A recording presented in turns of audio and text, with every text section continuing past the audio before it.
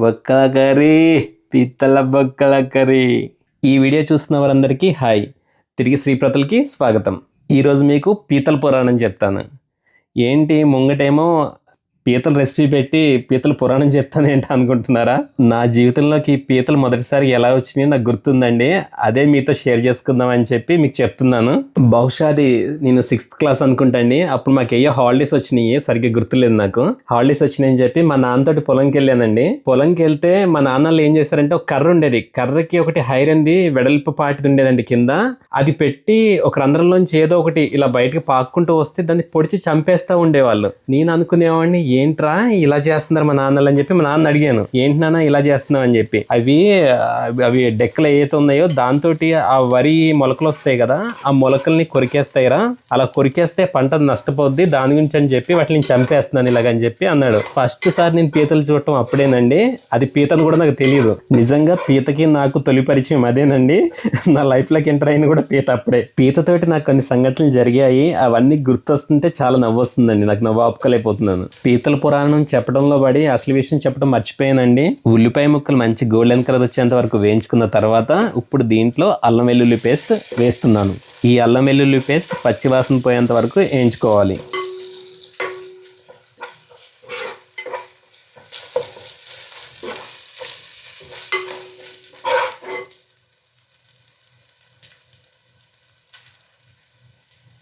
అల్లం వెల్లుల్లి పేస్ట్ మంచిగా వేగింది. ఇప్పుడు ముందుగా శుభ్రం చేసి పెట్టుకున్నటువంటి పీతల్ని వేస్తున్నాము. ఇవి బ్లూ క్రాబ్స్. ఇవి సముద్ర ప్రాంతాల వారికి ఎక్కువగా దొరుకుతుంటాయి. వీటికంటే కూడా గోదావరిలో దొరికే పీతలు ఉంటాయండి, గుడ్డు పీతలని, మండ పీతలని. నేను తిన్న వాటిలోకెల్లా నాకు చాలా రుచిగా అనిపించినాయి అంటే ఆ పీతలేనండి. అలానే మీరు కనుక పీతలు తింటే మీకు మంచి రుచి అనిపించిన పీతలు అయ్యో కామెంట్ చేయండి.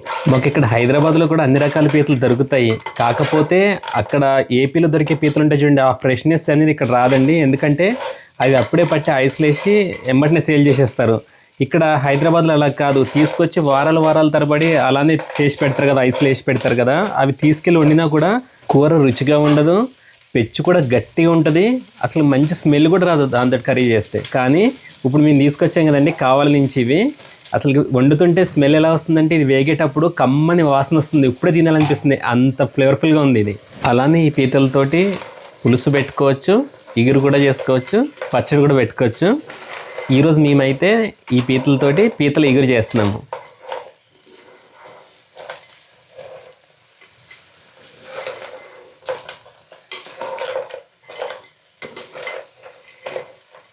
ఒక 4 నిమిషాల పాటు మీడియం ఫ్లేమ్లో పెట్టి మూత పెట్టి మగ్గనిచ్చాం కదా. ఇప్పుడు చూడండి పైన ఈ కలర్ చేంజ్ అయింది చూడండి. ఇలా చేంజ్ అవుతాయి కనుక పీతలు మంచిగా వేగినట్లే.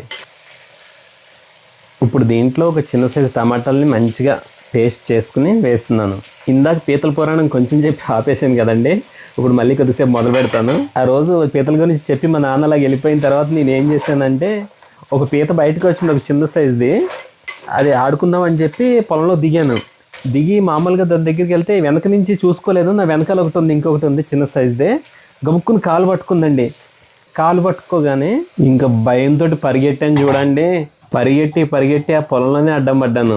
ఒంటి నిండా బురద అంటుకుందండి. ఆ పీత పట్టుకుని కరవటం ఒకటే తెలిసింది, అంటే ఇలా పట్టుకోవటం ఒకటే తెలిసింది. పాపం నా పరిగెట్టుడికి అది ఎక్కడ ఊడిపడిందో కూడా నాకు తెలియదు. ఆ దెబ్బతోటి ఒక 4-5 నెలలు పొలంకి వెళ్తే అడగండి. టమాటాని మూత పెట్టి ఒక 3 నిమిషాల పాటు మగ్గించుకున్న తర్వాత టమాటా మంచిగా వేగింది. ఇప్పుడు దీంట్లో ఉప్పుని వేస్తున్నాను. అలానే 3 స్పూన్ల కారాన్ని కూడా వేస్తున్నాను. మీ కారం తగినంత మీరు చూసి వేసుకోండి.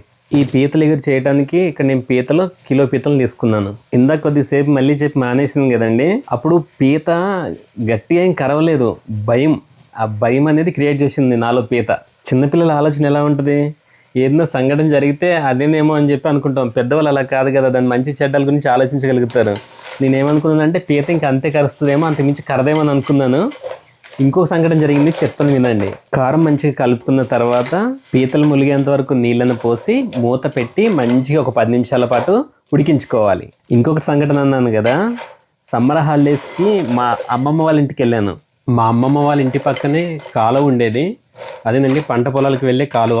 దాంట్లో నేను మళ్ళీ సెకండ్ టైం చూడటం ఆ పీతల్ని. కాకపోతే ఇవి మన పంట పొలాల్లో ఉండే పీతల్లో లేవు, కొంచెం బ్లాక్ కలర్లో ఉన్నాయి. ఒక చిన్న కర్ర తీసుకుని ఆ పీతని టక్కు కొట్టాను. అదేం చేస్తుంది, దాని డెక్కల తట్టు కడతం పట్టుకుంది దాన్ని కర్రని.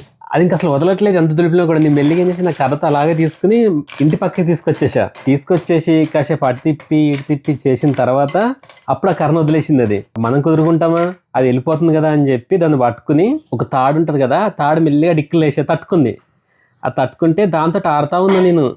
ఎంతలో మా తాత వెనక నుంచి వచ్చి డెప్పు మీద ఒక్కడు పిడేలు పీకాడు. పీకి అసలు నీకేమన్నా ఉందారా, అది కడిస్తే మొక్కు కూడా వచ్చేస్తుంది, నీకు అసలు భయం లేదు అంటే, లేదు తాత నేను పొలంలో ఇలాగ వెళ్ళినప్పుడు ఇలా జరిగింది, అది పెద్దగా ఏం కర్రలేదు అందుకే ఆడుతున్నా అంటే, లేదు నయమే ఇంకా నేను చూసాను కాబట్టి సరిపోయింది, లేకపోతే ఇంకేం చేద్దావు నువ్వు. మా తాతకి నాకు ఇలా సంభాషణ జరుగుతూ ఉంది. ఈ లోపు మా అమ్మమ్మ వచ్చిందనమాట. ఏం చేస్తున్నారు వీళ్ళని చెప్పి. ఎక్కడి నుంచి తెచ్చారు అది పీతని, ఇంత బాగుంది అంది. బాగుండటం ఏంటి పీత అంటే, లేదురా దీంతో నేను కూర చేసి పెడతాను నీకు అని చెప్పిందనమాట. కూర చేసి పెట్టేటువంటి పీతలతో కూర ఏంటంటే నాకు తెలియదు కదా. లేదు దీన్ని చేస్తానని చెప్పి అప్పుడు మా దాంతో దాన్ని పట్టుకుని ఆ డెక్కలు ఇరిచేసి మా అమ్మమ్మకి ఇచ్చాడు. మా అమ్మమ్మ ఏమో దాన్ని శుభ్రంగా కడిగి కూర వండింది. అలా మా అమ్మమ్మ కూర వండుతుంటే తన పక్కనే కూర్చుని ఆ కూరలో చూస్తూనే ఉందండి తను ఎలా వండుతుందో.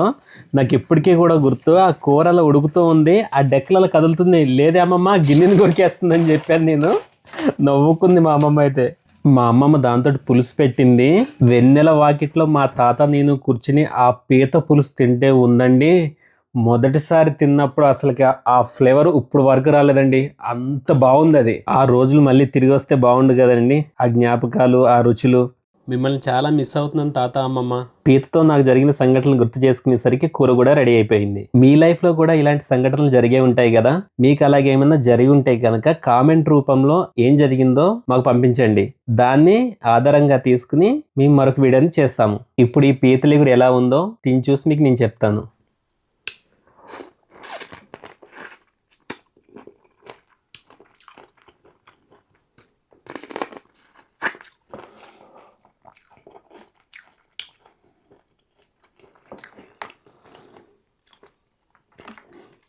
ఇందులో కొంచెం గ్రేవీ తక్కువగానే వస్తుంది, కానీ పీతల రుచి అయితే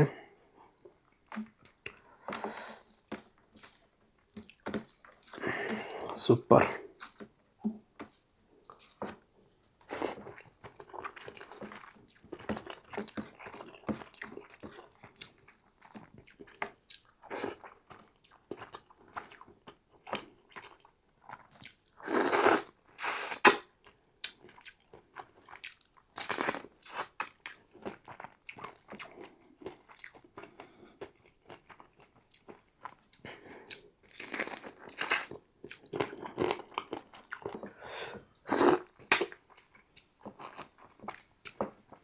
మీరు కూడా పీతల కర్రీ ఎలా చేసుకోండి, తింటూ ఎంజాయ్ చేయండి. పీతల కర్రీ అయితే చాలా రుచిగా ఉంటుంది. నేనైతే చాలాసార్లు తిన్నాను కాబట్టి నాకైతే పీతలు అంటే చాలా ఇష్టం. ఫస్ట్ టైం తినే వాళ్ళకి కూడా బాగా నచ్చుతాయి పీతలు. దీని ఫ్లేవర్ ఇంచుమించు ఎలా ఉంటుందంటే రొయ్యలు ఎలాగైతే ఉంటాయో సేమ్ దానికిలానే ఉంటాయి ఇది కూడా.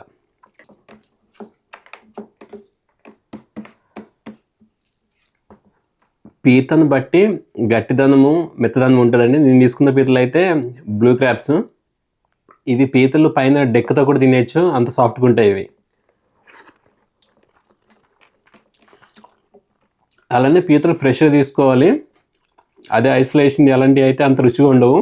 ఒకవేళ అట్లా కాకుండా పట్టగానే ఎంబటిన ఐస్లో వేస్తారు చూడండి, అలాంటివి కూడా చాలా రుచిగా ఉంటాయి. పీతల కర్రీ మీకు నచ్చిందా? వీడియోకి ఒక లైక్ వేసుకుని మీకు నచ్చిన వాళ్ళకి ఈ వీడియోని షేర్ చేయండి. దయచేసి కొత్తగా చూసే వాళ్ళు ఎవరైనా ఉంటే కనుక మా ఛానల్ని సబ్స్క్రైబ్ చేసుకోండి.